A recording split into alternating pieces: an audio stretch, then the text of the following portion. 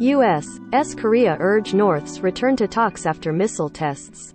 The U.S. Special Envoy for North Korea says Washington and Seoul have agreed on the need for a strong response to North Korea's recent spate of missile tests, though they remain open to dialogue with the country. 124. Seoul, South Korea. The U.S. Special Envoy for North Korea said Monday that Washington and Seoul agreed on the need for a strong response to North Korea's recent spate of missile tests, though they remain open to dialogue with the country. Sung Kim flew to South Korea on Monday for talks 2 days after North Korea conducted a new type of missile test in its 13th round of weapons firing this year.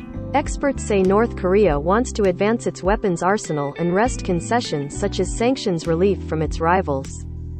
Weapons tested include nuclear-capable missiles able to target both the U.S. mainland and its allies such as South Korea and Japan. There are concerns that North Korea may conduct a nuclear test soon to intensify its pressure campaign.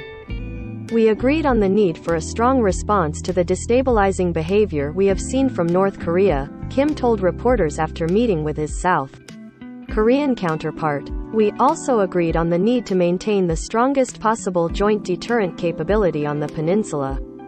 South Korean nuclear envoy No Kyu-duk said he and Kim shared concerns that North Korea will likely continue to engage in acts that raise regional tensions. He urged North Korea to return to talks. Kim said the allies have not closed the door on diplomacy with North Korea and have no hostile intent toward the country. He repeated his earlier statement that the United States is ready to meet North Korea anywhere without any conditions. North Korea has so far rejected Kim's outreach, saying the United States must first drop its hostile policy before talks can resume. Some experts say North Korea wants the U.S. to relax sanctions or suspend its regular military drills with South Korea, which it views as an invasion rehearsal. Earlier Monday, the U.S. and South Korean militaries kicked off their springtime computer-simulated command post exercise.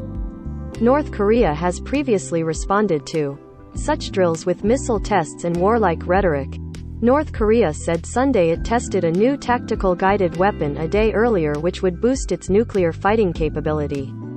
Some analysts said the weapon is likely a short-range ballistic missile to be mounted with a tactical nuclear warhead capable of targeting South Korea.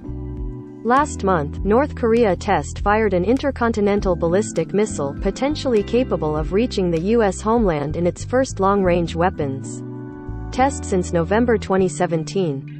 U.S.-led diplomacy meant to convince North Korea to abandon its nuclear ambitions in return for economic and political rewards remain largely stalemated. Since 2019,